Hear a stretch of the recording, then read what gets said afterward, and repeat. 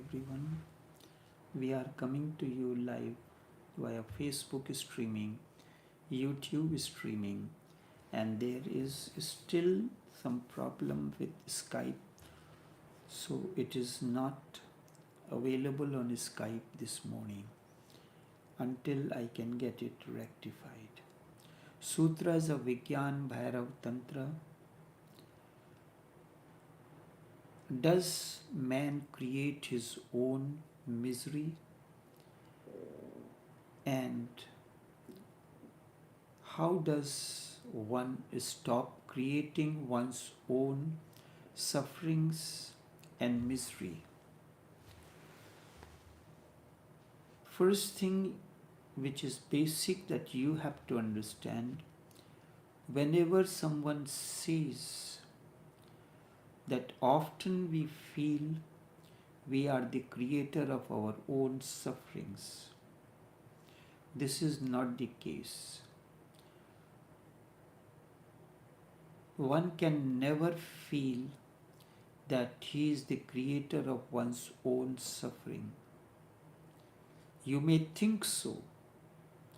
You have been taught this way because for centuries teachers have been teaching that you are the creator of your own sufferings and no one else is responsible for it.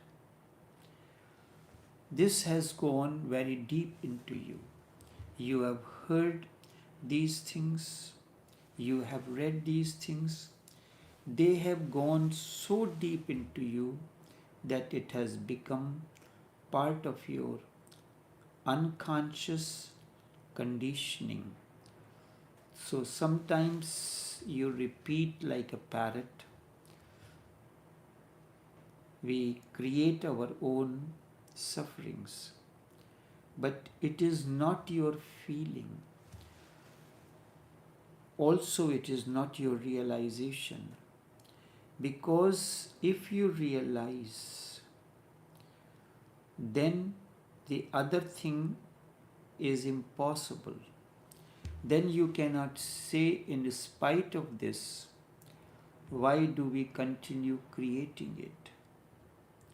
If you really feel, and if it is your own feeling that you are the creator of your own suffering, then it is possible that you can stop it any moment because you are creating it and you can stop it. Unless you want to create it, unless you enjoy it, unless you are a masochist, you cannot create. Then everything is okay. Then there is no question. If you say, I enjoy my suffering, then it is okay. Then you can go on creating it. But you say, I suffer and I want to go beyond my sufferings. I want to stop it completely. And I understand that I am the creator. Then you are wrong. You do not understand it.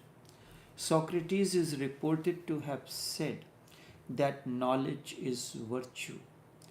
And there have been long discussions for all those 2000 years whether Socrates is right in saying that knowledge is virtue or not. Socrates says that once you know something, you cannot do contradictory to it. If you know anger is suffering, you cannot be angry. If you know something, you cannot do contradictory to it. This is what Socrates means, knowledge is virtue.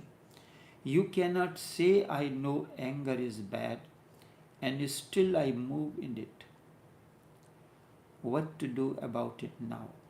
Socrates says that the first thing is wrong You do not know that anger is bad.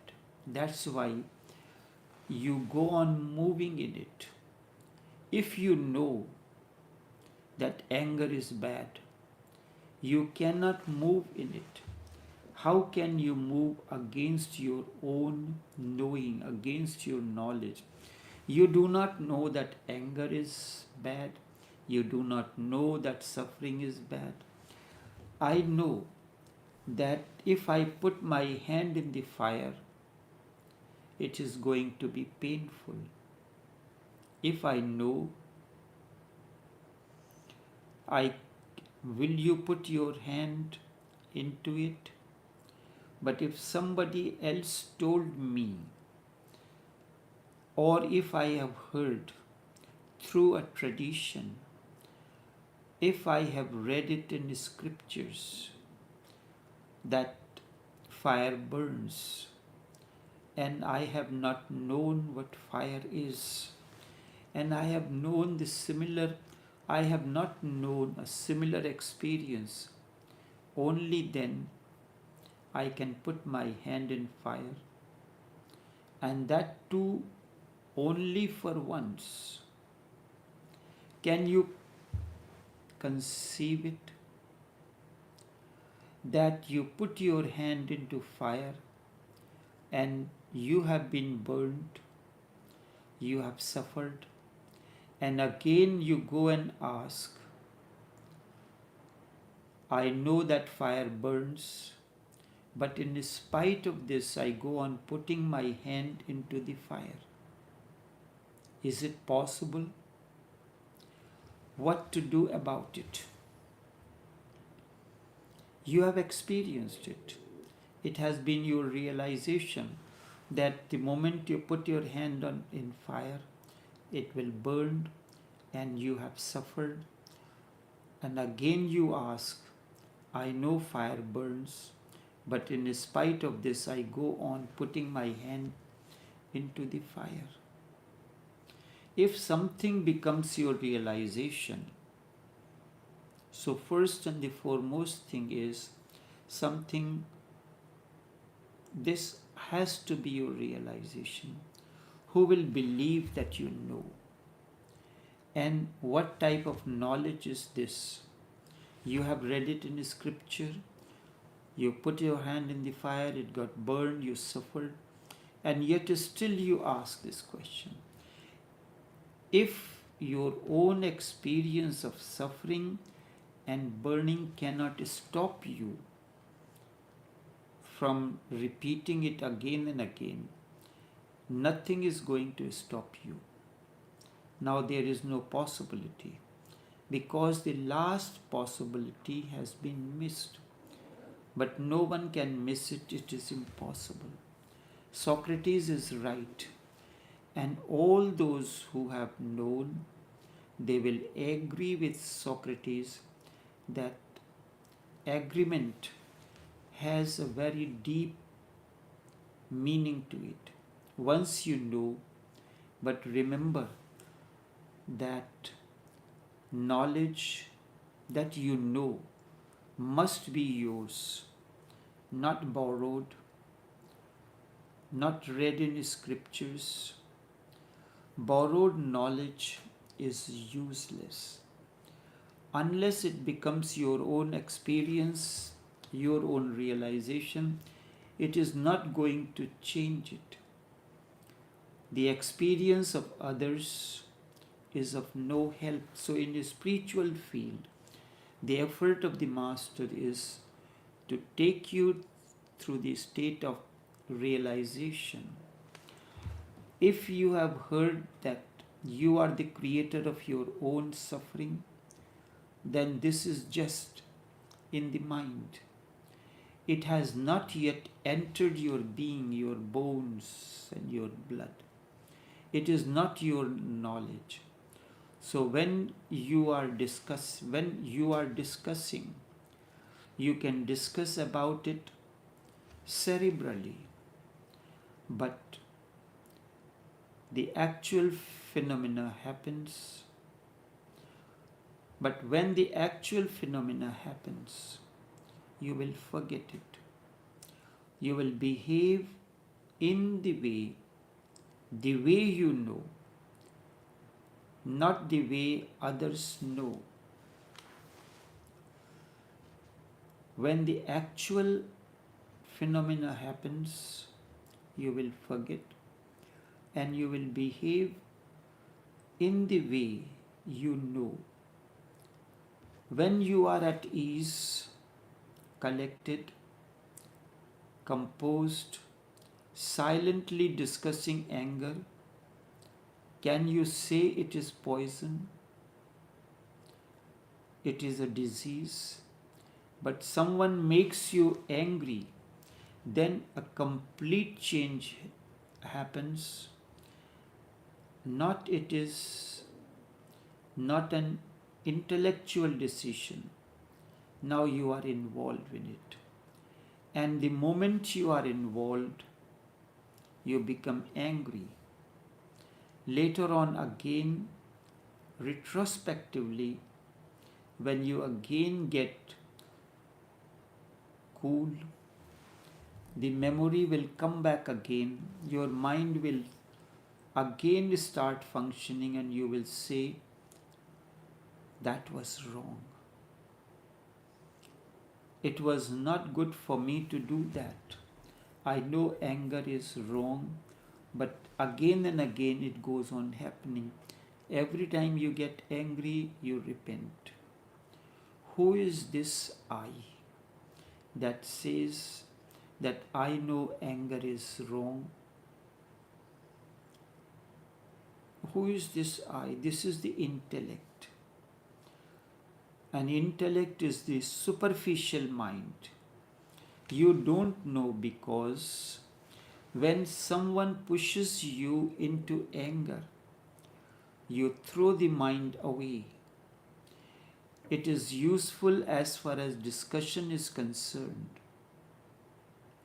But when a real situation arises, only then the real knowledge will help. If it has become your realization, then it will happen.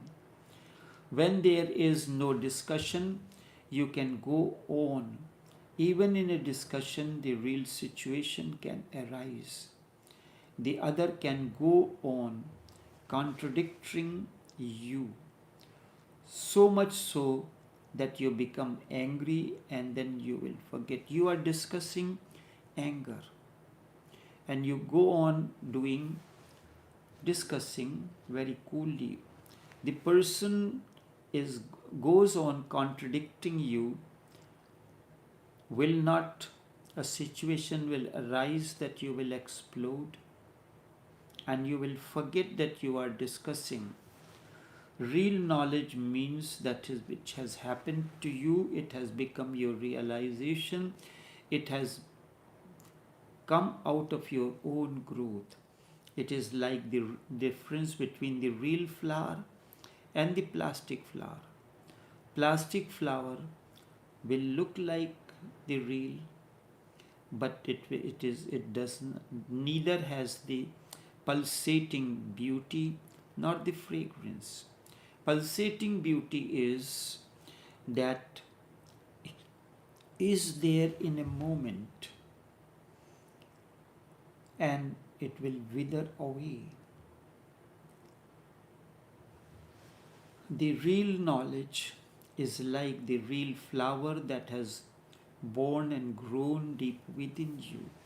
You can pretend to be pregnant, you can act, you can learn to walk like a pregnant person, you can do all these things, but you will not give birth to a child.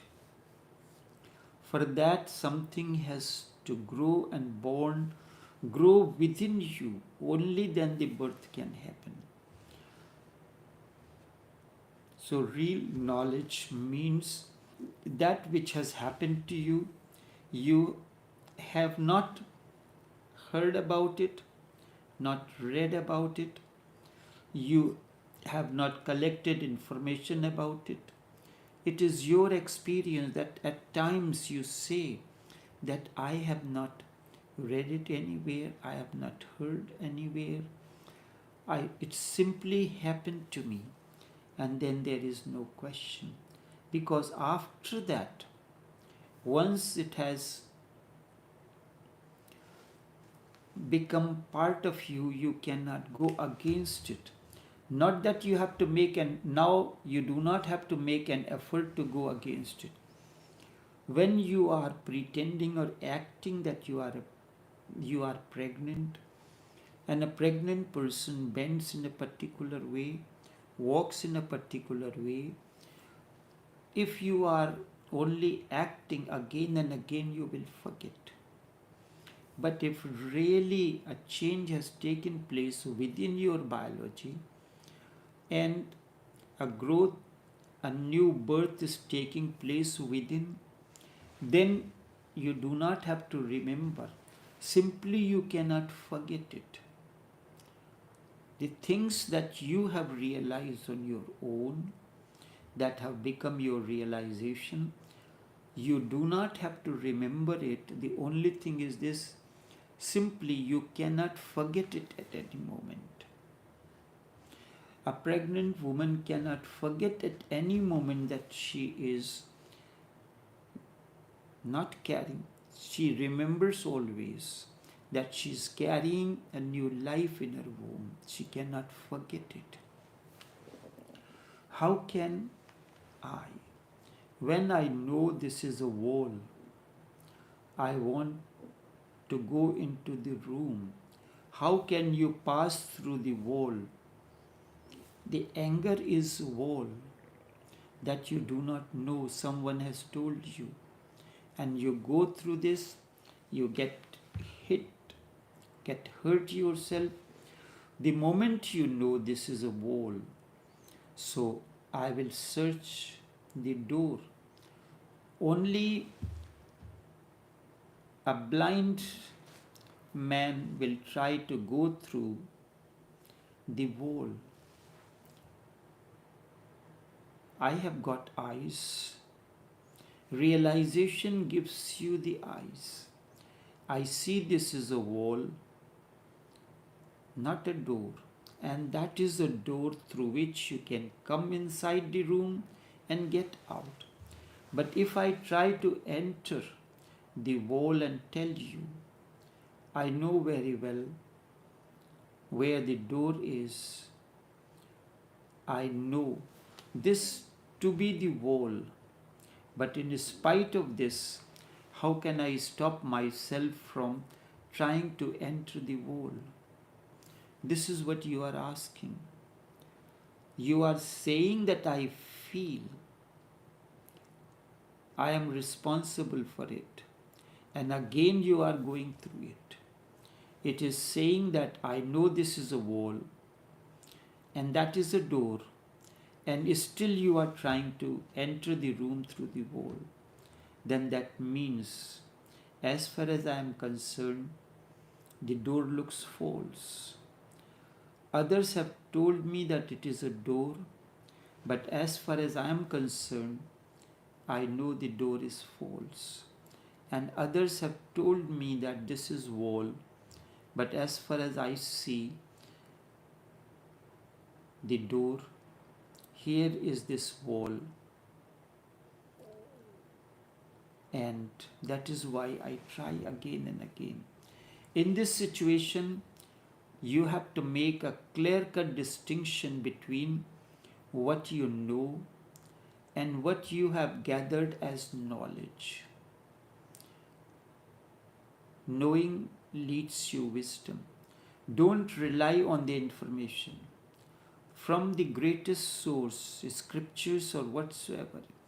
Even if you collect from the greatest source, but the information remains always information. Even if a Buddha says it to you, and it is not your own realization, it has not grown into you. So the very purpose of the Master is to allow something, so plant the seed into the subconscious, and unconscious, subconscious, so that it begins to grow grow within you and emerges as your own. This is what happens in pregnancy. A change has taken place within your biology. Now a new life is growing within the womb, and soon it will assume the birth. So each master, the seed is planted in the womb of the earth, the fertile soil. So it begins to blossom from there, and then one day it blossoms into a beautiful flower.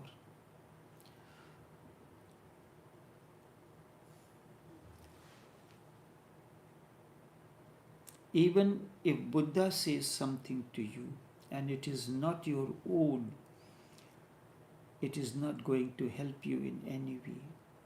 But you remain thinking that it is your knowledge, and this misunderstanding will waste your energy, time, and life.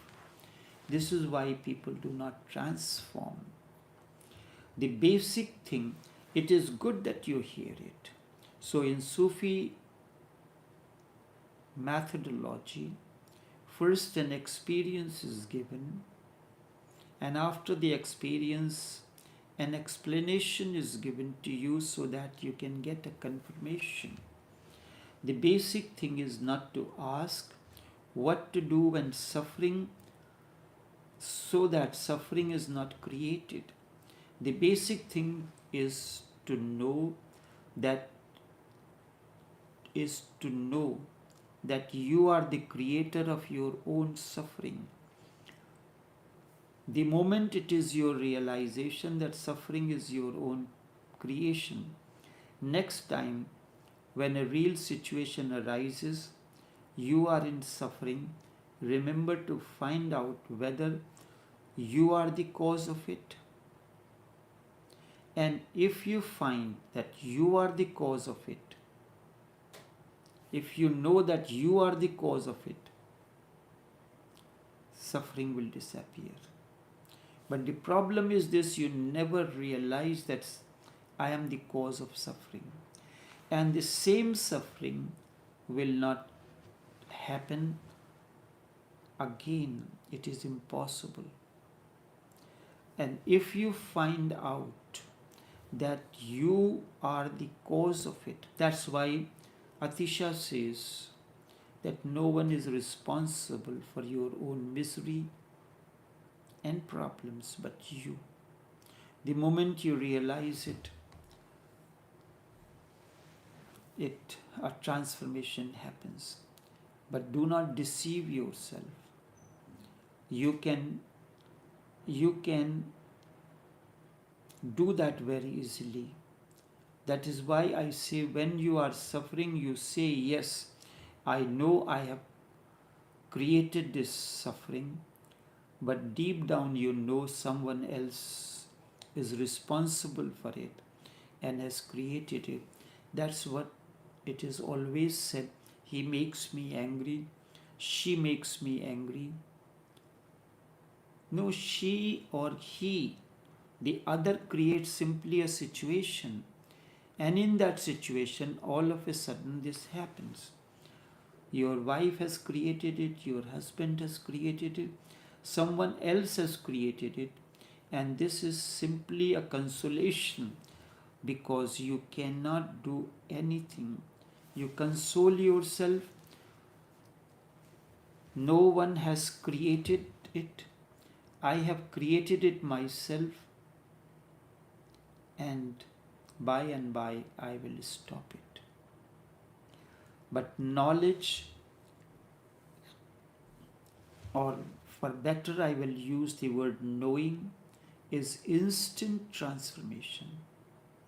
There is no by and by. If you know that fire burns, it hurts, Would you say that by and by I will not put my hand into the fire? If you understand that you have created it, it will drop immediately, instantaneously, and it is not going to come up again. If it comes again, that simply means that understanding has not gone deep into you. The moment this understanding that the fire burns and you have suffered it has gone deep into you, it will not happen. So there is no need to find out what to do and how to stop. The only need is to go deep and to find out who really is the cause of it. If the other is the cause of it, then it cannot be stopped, because you cannot change the whole world. If you are the cause, then it can be stopped. That is why I insist only religion that can lead humanity towards non-suffering. I insist only religion or religiosity can lead humanity towards non-suffering. Nothing else can lead, because everyone believes that suffering is caused by others.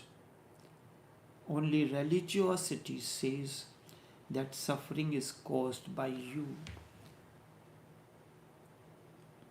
So religion makes you, the religiosity, the highest, the intuitive aspect of the religion, makes you the master of your own destiny. You are the cause of your own suffering. And if you are the cause of your own suffering, you can be the cause of your own bliss as well. So, what Socrates says, knowing is virtue. It is significant and very important. Enough for today. Until we meet again, take care and do have a pleasant day.